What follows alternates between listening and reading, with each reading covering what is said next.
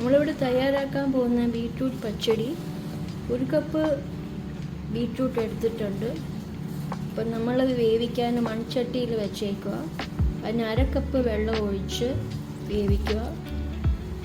കുറച്ച് ഉപ്പും കൂടി ഇടാം. ശകലം ഉപ്പ് ഇട്ട് വേവിക്കാം. ഇതിൽ നമ്മളിപ്പം കുറച്ച് ഉപ്പ് ചേർക്കുന്നതേ ഉള്ളൂ. പിന്നീട് നമ്മൾ പച്ചടിക്ക് പോരാങ്കിൽ കുറച്ചുകൂടെ ഉപ്പിടേണ്ടി വരും. ഇപ്പം നമ്മൾ വെള്ളം ഒഴിച്ച് ഒരു 2-3 മിനിറ്റ് വേവിച്ചാൽ മതി.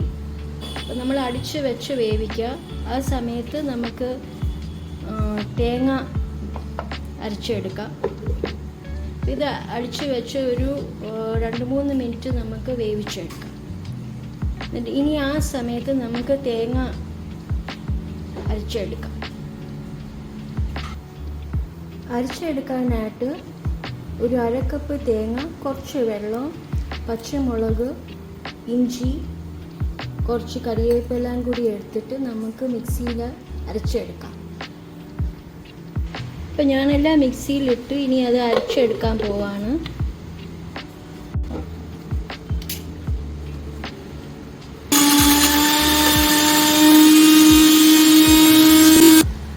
ഇപ്പം നമ്മൾ വെള്ളം വറ്റുന്നത് വരെ വേവിക്കണം ബീറ്റ്റൂട്ട്. ഓക്കെ, അപ്പോൾ ഇച്ചിരൂടെ വെള്ളം വറ്റാനുണ്ട്. വെള്ളം വറ്റിയിട്ട് നമ്മൾ തേങ്ങ അരച്ച് പിന്നെ ചേർക്കും. അപ്പോൾ നമ്മുടെ വെള്ളം ഇവിടെ വറ്റിയിട്ടുണ്ട്. ഇനി നമ്മൾ തേങ്ങ അരച്ച് വെച്ചത് ചേർക്കാം. അതിൻ്റെ പച്ച ചുവ മാറുന്ന വരെ ഒന്ന് വേവിക്കാം. ചെറിയ തീയിലിട്ട് വേവിക്കാം. അപ്പോൾ ഇതും കൂടി നമ്മൾ മിക്സ് ചെയ്തിട്ട് നമ്മൾ ഫ്ലെയിം ഒരു ചെറിയ ഫ്ലെയിമിലിട്ടിട്ട് വേണം വേവിച്ചെടുക്കാൻ. എന്നിട്ട് തീ ഓഫ് ചെയ്തിട്ട് വേണം നമ്മൾ തൈര് ഇടാൻ. അപ്പം നമ്മുടെ അരപ്പ് ഇവിടെ തയ്യാറായിട്ടുണ്ട്. ഇനി നമ്മൾ തീ ഓഫ് ചെയ്തിട്ട് 1 കപ്പ് തൈര്, നമ്മൾ പുളിച്ച തൈര് ചേർത്തിട്ട് നല്ലപോലെ മിക്സ് ചെയ്ത് എടുക്കുക. തീ ഓഫ് ചെയ്തിട്ട് വേണം ഇത് ചെയ്യാൻ. തൈര് പോരാങ്കിൽ നമുക്ക് കുറച്ചുകൂടി തൈര് ഇടണം. എല്ലാം നല്ലപോലെ മിക്സ് ചെയ്തിട്ട് ഇനി നമുക്ക് ഇതിൻ്റെ കൂടെ താളിച്ച് ചേർക്കാം. എണ്ണയും കടുവൊക്കെ വറുത്ത് ഇടുവാണെങ്കിൽ നല്ല ടേസ്റ്റ് ആയിരിക്കും. അപ്പോൾ അവസാനം നമ്മൾ താളിച്ചും കൂടി ചേർക്കാം. കുറച്ചുകൂടി തൈര് വേണമെങ്കിൽ നമുക്ക് ചേർക്കാം. ഇപ്പം നമ്മുടെ പച്ച വെളിച്ചെണ്ണയിലാണ് ഇത് താളിച്ചിടുന്നത്. അപ്പോൾ അതിൽ ശകലം കടുവ് ഇടുക. കടുവ് പൊട്ടി വരുമ്പോൾ നമ്മൾ ഈ പച്ചമുളകും വെറ്റിൽമുളകും ഇട്ട് ചേർക്കണം. അപ്പോൾ ഇത് നല്ലപോലെ മിക്സ് ചെയ്തിട്ട് നമ്മൾ താളിച്ചതിലിടണം. നല്ലപോലെ മൂപ്പിച്ച് വരണം, എന്നാലേ ആ രുചി വരത്തുള്ളൂ.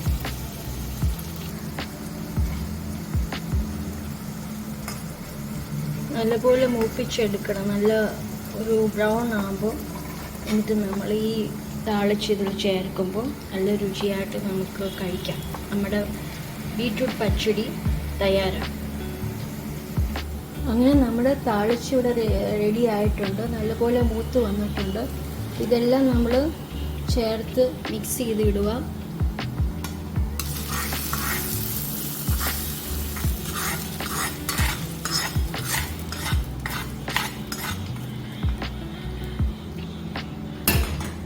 അങ്ങനെ നമ്മുടെ ബീറ്റ്റൂട്ട് പച്ചടി ഇവിടെ തയ്യാറായി.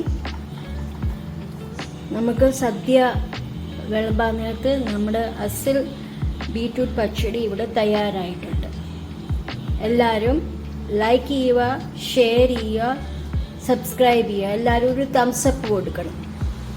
Thanks for watching.